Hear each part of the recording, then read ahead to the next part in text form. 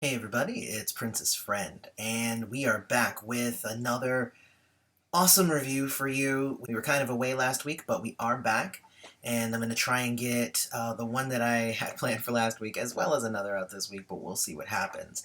In any case, we do have the next review, and it is for Sheila E's The Glamorous Life. Now, this was released in June of 1984. Since then, since she was introduced, she's become one of Prince's most talented and successful proteges.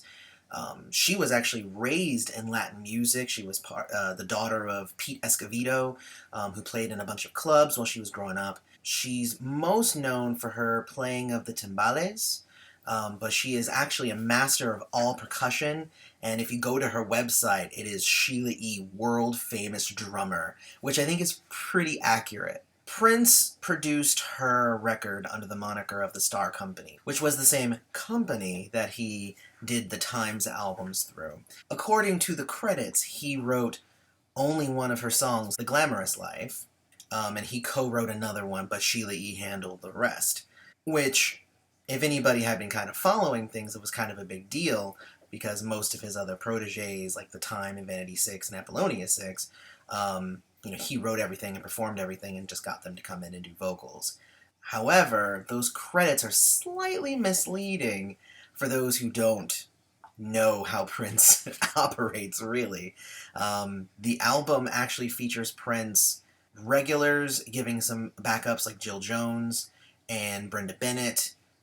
So they're on a few good tracks. But, Prince ended up actually doing a lot of this album and then kind of slap Sheila E.'s name on it, which he's kind of known for doing, but I'd like to think that she had more input. The story goes that Sheila E. was helping Prince with doing some tracks. He brought her in to be a percussionist, and then he suggested that she try to sing. And she was nervous at first, but Prince apparently does a really good job at encouraging people to really just give it a try, and apparently it worked out really well, because that's where The Glamorous Life and everything came from. The album as a whole ended up hitting number 28 on the Billboard 200 and up to number 7 on the R&B charts, which that's pretty good for a debut solo album, So, yeah, let's go ahead and get into the individual tracks. I'm in love, I'm in love, I'm in love with the Belle of St. It tears me apart whenever I hear him cry. I'm in love, I'm in love, I'm in love with the Belle. So just listening to the first few licks of the Belle of St. It becomes very obvious that Prince produced this album. It starts with a church bell, of course a play on words, bell and bell, and it tells the story of a boy that she's in love with.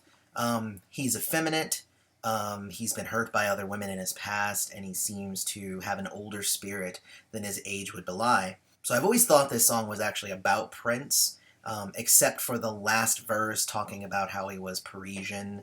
I think it's a clever ruse to cover up the fact that it was Prince and she was infatuated with him. I mean, this is around the time that they were, engaged, so it's not a terrible theory. I have no proof, but, that's how that is. It was released as a single and actually got up to number 34. Higher than I actually would have expected, but Prince's style was huge at the time, and it was pretty hugely hyped that she was connected to him. Like, they really didn't hide it. It's a pretty darn good album opener, and it's a good song overall. So I think it shows off that Sheila E. actually has a better voice than either Vanity or Apollonia, in my humble opinion. The B-side is called Too Sexy, and it's a funky groove, like obviously created by Prince, but added in a little bit of Latin flair with Sheila on it as well. It sounds like a mix of All the Critics Love You, New York, and America.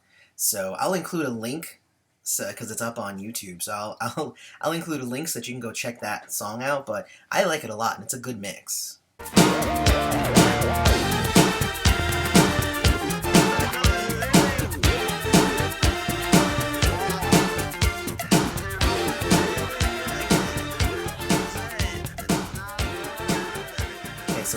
Shortberry Strawcake is actually, it's a weird name, Shortberry Strawcake. It actually took me a few seconds to really be able to say it. But this song is kind of, it has like a slow and steady groove, but it's got some really good shining moments. It's the first of 2 instrumentals on the album, and even though Sheila E. and Jesse Johnson are credited as the writers, there are sources that say that this is entirely a Prince track.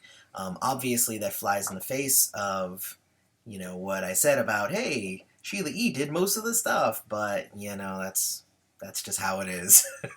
It was originally written by Apollonia 6, but then Prince pulled it to work with Sheila. She then added her own touch of percussion to finish it off, and I think it ends up being really, really good, and it shows off a little bit of her timbales and her percussion. There's some quiet, apparently backward Prince vocals going on in the background of this track. Obviously, you can't really tell what they're saying just by listening, and I've looked everywhere and I've asked everyone what it says, but no one really knows what it is saying. But if you know what he's saying, put it in the comments. I know you tell me mystery,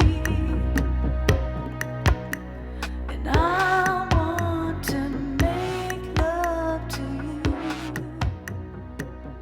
Track 3 is Noon Rendezvous, and this is actually a ballad sung quite well by Sheila E., and the lyrics are kind of nice. It's just kind of a song about the anticipation of the next time that you get to be with your lover. There's a line that says, I'd hate to see when we are finally playing that nasty love game.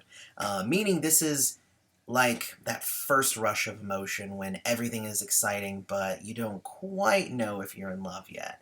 I'd say that the only letdown with this song is that it doesn't really go anywhere.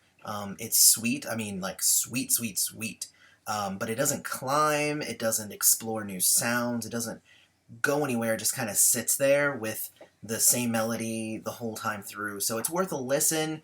I don't know if it's going to be one of your favorite tracks, but it's worth a listen. It's a cute, nice track. Gonna have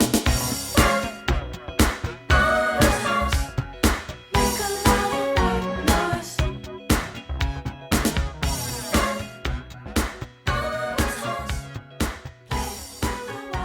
Oliver's House this is another song written by Prince, but credited to Sheila E. It's pretty obvious if anyone has heard the tracks written for Vanity 6 and Apollonia 6 that this was obviously intended for them. It's about a guy who's leaving town soon, so he throws one last rager with no rules. They go over and they drink and they party and they have fun, basically. The song itself isn't exceptional, doesn't really show off Sheila E.'s voice or her percussive talents. Despite the timbales solo at the end, it really wasn't enough. But it does, however, have an extended keyboards from DMSR. It's very DMSR sounding at the end, thus telling you what kind of party it was. In the end, though, you know, it's an okay track, but it's not one of my faves. Next time, wipe the lipstick off your collar.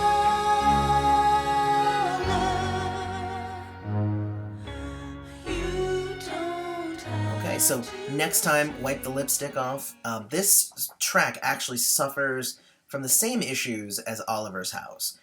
It wasn't written for Sheila E., so it sounds like another girl group cast-off reskinned for her. I don't even really want to go into what it's about, because it's not that great. She sings it well enough, but it's not really suited for her voice. Brenda Bennett does some backing vocals on this track, and is credited with co-writing it, though apparently Prince did everything on this one too, so there you go. I tell you, the more I dug into this album, the more I was disillusioned with the whole protege process.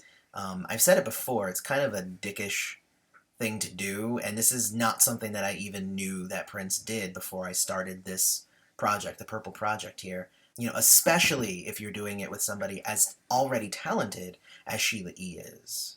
So there you go. That's my opinion. She She wants to lead a glamorous life. She don't need a man's touch. She wants to lead a glamorous life without love. It ain't much. Alright, and then the last track is The Glamorous Life. It's the star of the album. This track is super successful as a single, and it reached #1 on the Hot Dance Club charts and 76 on the singles charts. So not too bad. It's a song about a woman who's focused on her success and throwing the idea of romance and men out of the way because she wants to get her goals. She wants to get that money. So sure, Prince wrote this one too, but you can tell that this track on the album that Sheila E had the most input on. Her timbales are an excellent accent to the beat, and her vocals are totally on point. And it was apparently covered by an Australian singer named Melissa Cots in 2005, and it's not great. But I'm going to link you to it anyway, since I had to listen to it, you now have to listen to it. So in conclusion, Sheila E's first album was kind of just okay. It was a mix of some really funky tracks and a couple of real duds, capped off at the beginning and the end by single material. So the recycled Apollonia 6 material it really didn't suit Sheila, and in my opinion, that's just my opinion, so I look forward to reviewing her next album to see if she grew more. And so what did you think of The Glamorous Life? Let's talk about it in the comments, and let's continue the discussion. Don't forget to like and subscribe, and may you live to see the dawn.